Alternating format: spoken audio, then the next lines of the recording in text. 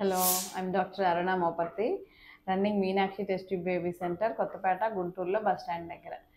ఈరోజు ప్రెగ్నెన్సీలో చాలా ఇంపార్టెంట్గా చేసే మిస్టేక్స్ని ఎలా అవాయిడ్ చేయాలో చెప్తాను నేను. ఒక 10 మిస్టేక్స్ రెగ్యులర్గా ప్రెగ్నెంట్ లేడీస్ చేస్తారు. ఫస్ట్ వన్ ఏంటంటే ఎక్కువగా తినడం.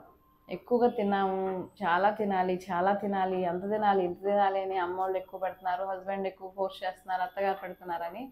సో ఫస్ట్ 3 నెలలు ప్రెగ్నెన్సీలో అయితే అసలు ఎక్స్ట్రా క్యాలరీస్ ఆఫ్ ఫుడ్ ఏమీ అవసరం ఉండదు. మనం రెగ్యులర్గా నాన్ ప్రెగ్నెంట్ వాళ్ళు ఎంత తీసుకుంటున్నారో అంతే తీసుకోవచ్చు. అంతకంటే ఎక్కువ తీసుకోవడానికి కూడా కుదరదు. ఎందుకంటే ఎక్కువ వామిటింగ్స్, కడుపులో ఫుల్నెస్, తిప్పినట్టు అనిపిస్తాం, అన్ఈజీగా ఉంటుంది కాబట్టి.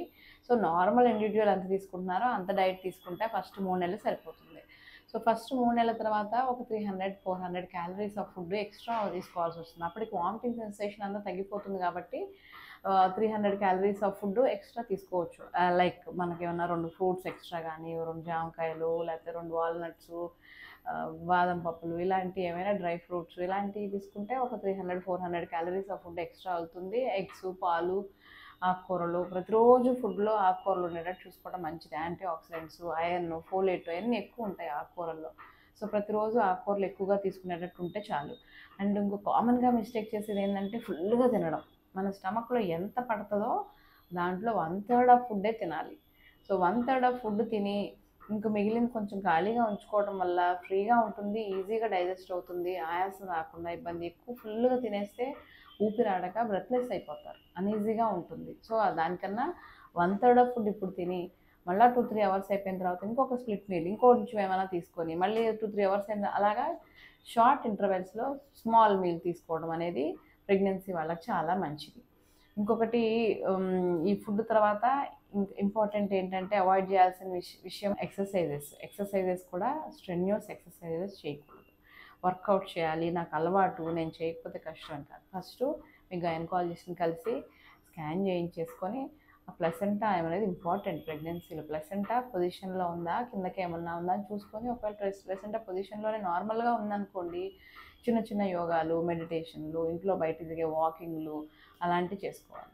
ఇంకొక మూడోది ఇంపార్టెంట్గా అవాయిడ్ చేయాల్సింది ఏంటంటే బెడ్ రెస్ట్. ప్రెగ్నెన్సీ వచ్చిన దగ్గర నుంచి బెడ్ రెస్ట్ అని రెస్ట్గా ఉండకూడదు. యాక్టివ్గా ఉంటే చాలా డైజెషన్ బాగా అవుతుంది, బేబీకి కూడా మంచిది. యాక్టివ్గా ఉండకుండా ఆల్ ద టైం పడుకుంటే మనం ఎక్కువ తినలేము. ఎక్కువ తినలేకపోతే అది బేబీకి న్యూట్రిషన్ సరిపోదు, మదర్కి బేబీకి ఇద్దరికి. అలానే ఎక్కువ తినేసి ఆల్ ద టైం పడుకుంటే కూడా ఆయాసం వచ్చేస్తుంది. సో చక్కగా మనం ఏం పని చేస్తున్నామో ఆ పని రోజు రెగ్యులర్గా చేసుకుంటూ ఉండొచ్చు. అవాయిడ్ చేయాల్సింది ఏంటంటే కొంచెం బాగా వెయిట్ లిఫ్ట్ చేయటం, బరువులు మోయడం, మెట్లెక్కి దిగటం, ఇలాంటివి అవాయిడ్ చేసేసుకుంటే చాలు. మిగిలిన అన్ని మీరు వర్కింగ్ ఉమెన్ అయితే వర్క్ చేసుకోవచ్చు. ఇంట్లో హౌస్ మేకర్ అయినా కూడా ఇంట్లో పనులన్నీ నేను చెప్పినట్టు బరువులు మోయకుండా మెట్లెక్కి దిగటం, అలాంటి స్ట్రెయిన్ అయ్యే పనులు చేయకుండా చేసుకొని యాక్టివ్గా ఉండటం మంచిది. కంప్లీట్ బెడ్ రెస్ట్లో ఉండొద్దు. అండ్ ఫోర్త్ ఇంపార్టెంట్ ఏంటంటే you talk to your baby. Important. చక్కగా పొట్ట మీద చేయబెట్టుకొని నీ బేబీకి మీరు ఏం చెప్పాలనుకుంటున్నారు ప్రశాంతంగా రోజు ఎక్కువసేపు మీ బేబీతో మాట్లాడుతూ ఉంటే వాళ్ళు చాలా హ్యాపీగా మీకు బాండింగ్ పెరుగుతుంది. ఫిఫ్త్ థింగ్ మీరు అవాయిడ్ చేయాల్సింది ఏంటంటే హస్బెండ్ తోటి మీ ఫీలింగ్స్ షేర్ చేసుకోకుండా ఉంటారు చాలామంది. సో పార్ట్నర్ ఇది చాలా ఇంపార్టెంట్. ఈ ప్రెగ్నెన్సీలో హార్మోన్స్ ఎక్కువ అవ్వడం వల్ల ఊరికే కోపము, చిరాకు వచ్చేస్తూ ఉంటుంది. సో ఇవన్నీ హస్బెండ్తో షేర్ చేసుకొని ఫస్టే ప్రిపేర్ అయిపోయి నాకు కోపం వస్తుంది నేను అని మీరు తెలుసుకొని మీ పార్ట్నర్ చెప్పి మీరు అన్నీ డిస్కస్ చేసుకొని మీ ప్రెగ్నెన్సీ ఎలా ప్లాన్ చేయాలి, డెలివరీ ఎలా ప్లాన్ చేయాలి, ఇవన్నీ డిస్కస్ చేసుకుంటూ ఉంటే ఒకళ్ళ నుంచి ఒకళ్ళకు గొడవలు పెట్టుకోకుండా లైవ్లీగా ప్రశాంతంగా ఉండొచ్చు. ఇంకొక సిక్స్త్ పాయింట్ ఏంటంటే spend some time with your self. మీకు మీరు మీకోసమని అట్లీస్ట్ ఒక రోజులో ఒక 10 నిమిషాలు, పావు గంట అయినా ప్రశాంతంగా పడుకొని మ్యూజిక్ వినటం మీకు ఇష్టమైతే, లేదు ఎక్కువసేపు 4-5 నిమిషాలు ఎక్కువ స్నానం చేయటం ఇష్టమైతే అలా స్నానం చేయటము, ఎక్సర్సైజ్ చేయాలనిపిస్తే చేయటము. So spend time with your self, అది important. Sixth thing to be avoided ఏంటంటే ఊరికే బేబీ కోసం అది నా కోసం ఇది అని ఎక్కువ క్లోత్స్, ఎక్కువ గ్యాడ్జెట్స్ ఎక్కువ కొనడం, వాటిని మళ్ళీ పట్టట్లేదు, ఒకసారి వాడుకున్నాము. ఎందుకంటే బేబీకైనా మదర్కైనా ఎవ్రీ మంత్ ప్రెగ్నెన్సీలో బాడీ సైజులు ఆల్టర్ అవుతూ ఉంటాయి. So too much of shopping like చేసుకోకూడదు. ఇంకా చాలా ఇంపార్టెంట్ ఏంటంటే మీరు ప్రెగ్నెన్సీ గురించి అవగాహన ఉండాలి. ప్రెగ్నెన్సీలో ఎలా ఉండాలి, ఇప్పుడు నేను చెప్పినవన్నీ ఫాలో అవుతూ ఉంటే ప్రెగ్నెన్సీలో ఇబ్బందులు రాకుండా ఉంటాయి. ఇంకొకటి డెలివరీ ఎలాగా, డెలివరీ కూడా నేను ముందు వీడియోలో చెప్పాను. లేబర్ పెయిన్స్ ఎలా వస్తాయి, ఏ పొజిషన్లో పడుకోవాలి, ఏం తినొచ్చు ఏం తినకూడదు అని నేను ముందు 4-5 వీడియోస్లో ప్రెగ్నెన్సీ వాళ్ళ గురించి చెప్పాను.